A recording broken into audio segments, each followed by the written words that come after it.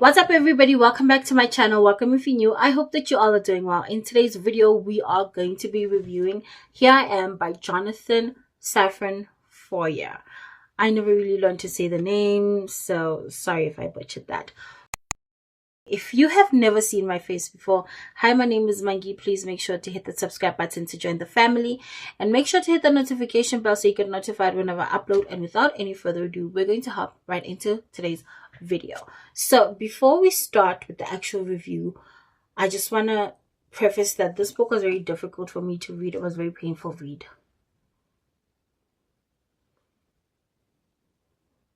Okay. And I don't want to get too far into the politics, but basically these people believe in that one state that is oppressing the people who actually live there. And they've been in the media quite a lot since 2023, October 2023. I'm going to leave it at that. So already, I was already a little... But anyway, I am going to not let that actually I already told myself I was not going to let that steer me away from reading the book and paying attention, and it worked. However, there's very little about the book that I truly enjoyed.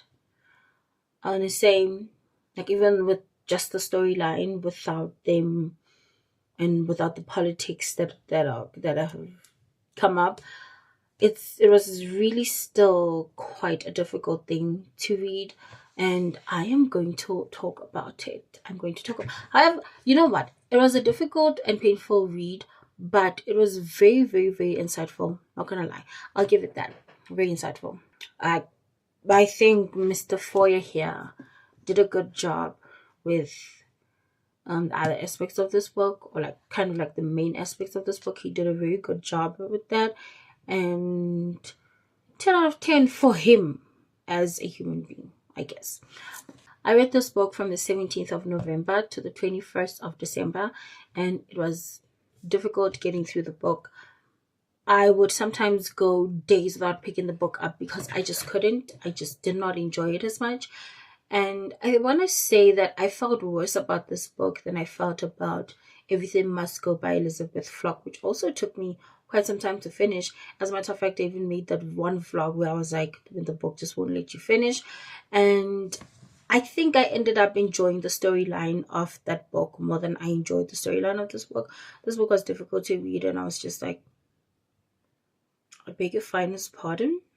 This book is about a man named Jacob Bloch. I don't know how to say his surname. I'm not Hebrew, and I'm not familiar with Hebrew surnames. But anyway, he's married to a woman named Julia. They've been married for a while. They have children and everything. And this book is about his marriage and how his marriage has fallen apart over the years. It is insane to me because this story is not about the marriage that has fallen apart over a single night or over like 2 days or a short period of time. This is about a marriage where the people involved are finally realizing that this is what it has come to, because it was all the little things that happened in between that made it so the marriage was just not working anymore.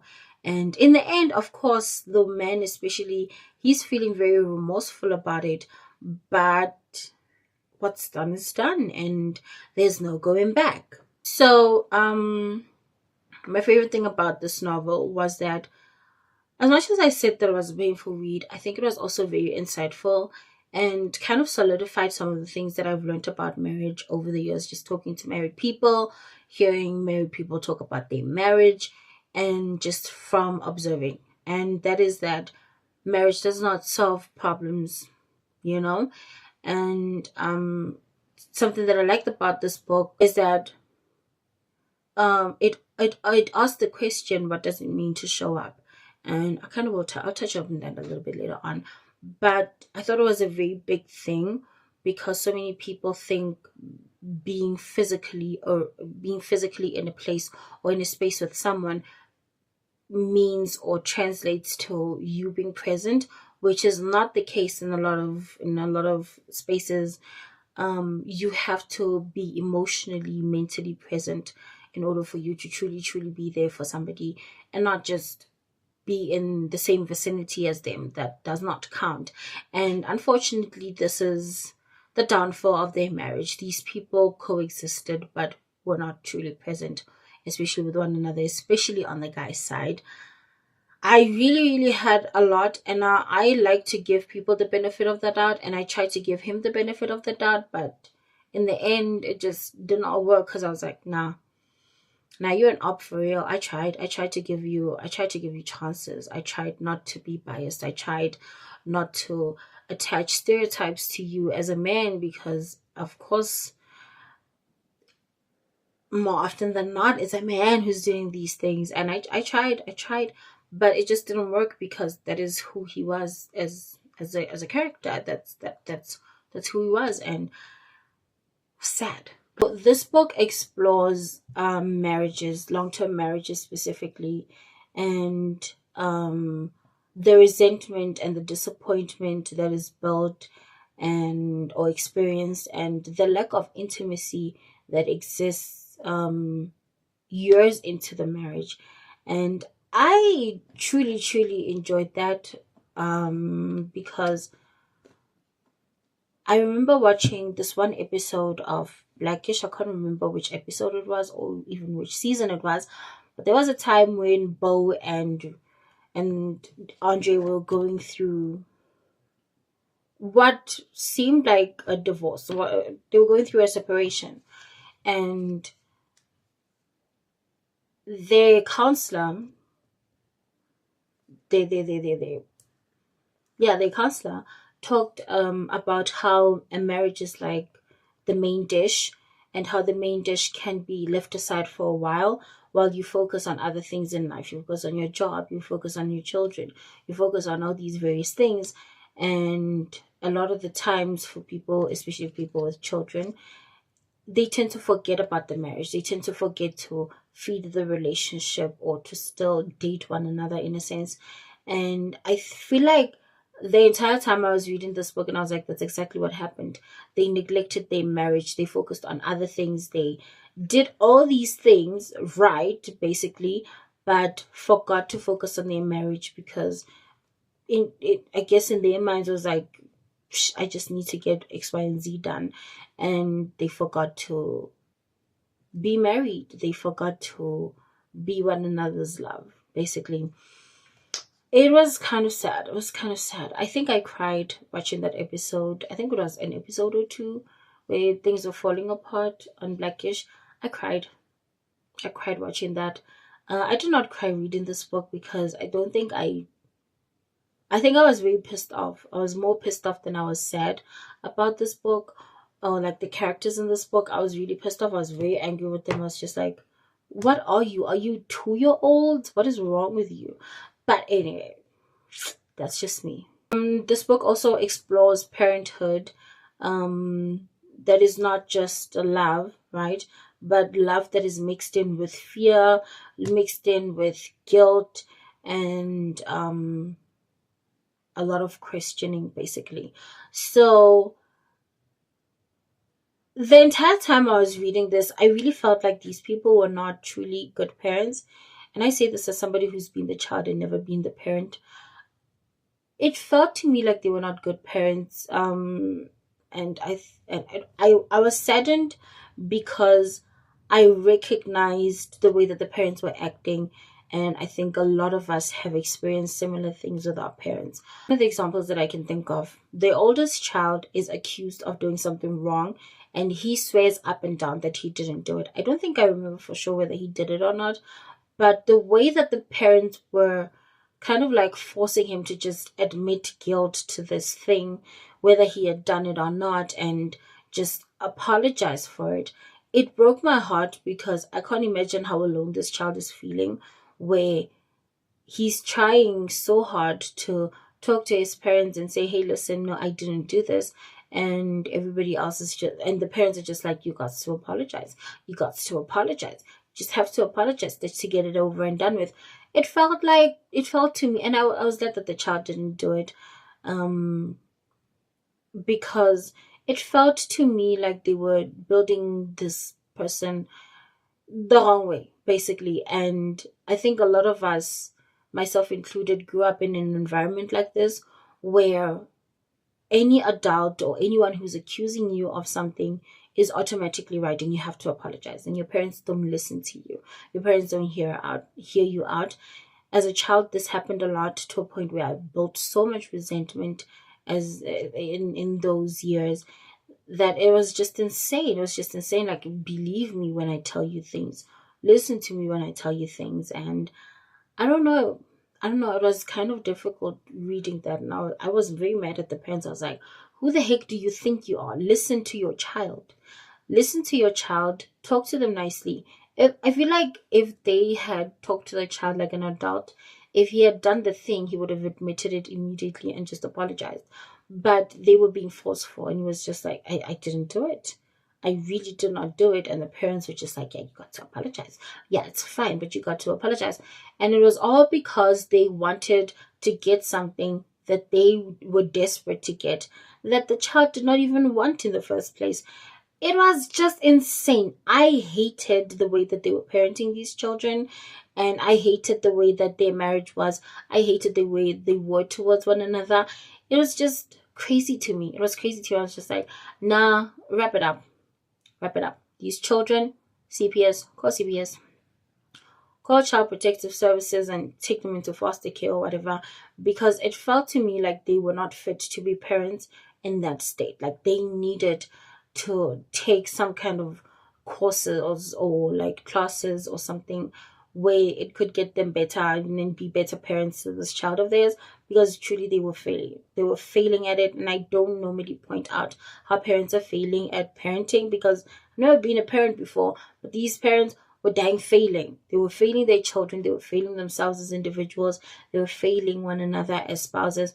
It was a nightmare. This book was a nightmare. It was painful to read, like I said.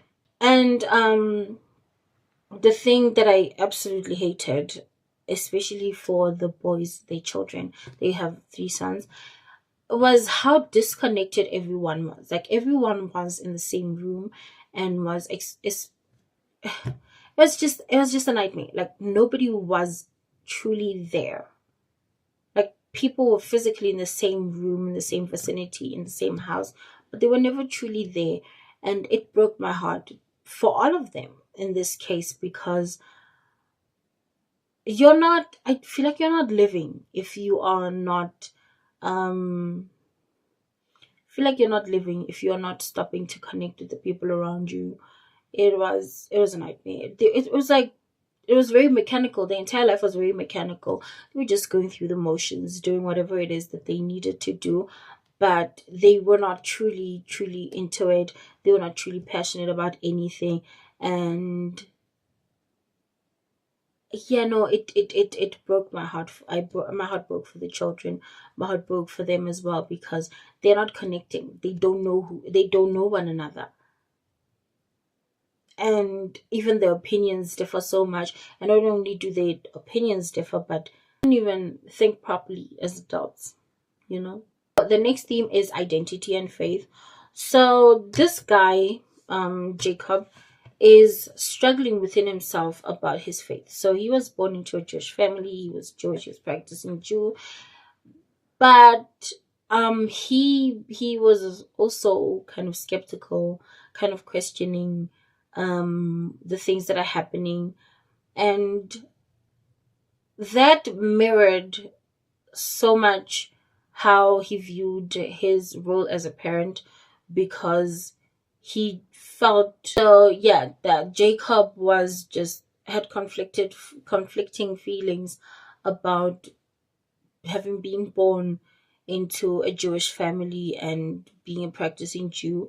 And it was kind of great, actually, to see that difference, see that contrast, because I think in every space there is that one person, or at least once in our lives, where we go through a time when you wonder what is right and what you've just grown up knowing to be right, despite your lack of knowledge or your limited knowledge on the in that regard or on that topic.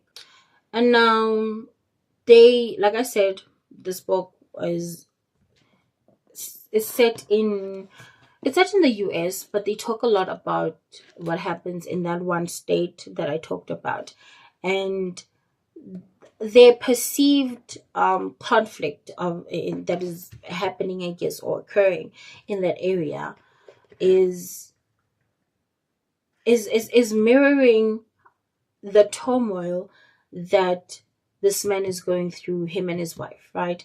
And I thought it was very poetic how that happened. It was very good. It was very good writing. Just he's in a bad space and things are not going right for him, and his grandfather dies as well. It was a nightmare. This book also explores loyalty and what loyalty means, and not just what it means in general, but what it means to the person, what it means to their family, what it meant to his children. It was a whole thing. Another theme is personal versus a global crisis, right?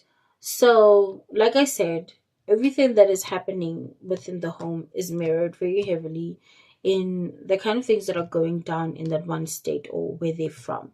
And their family lives there.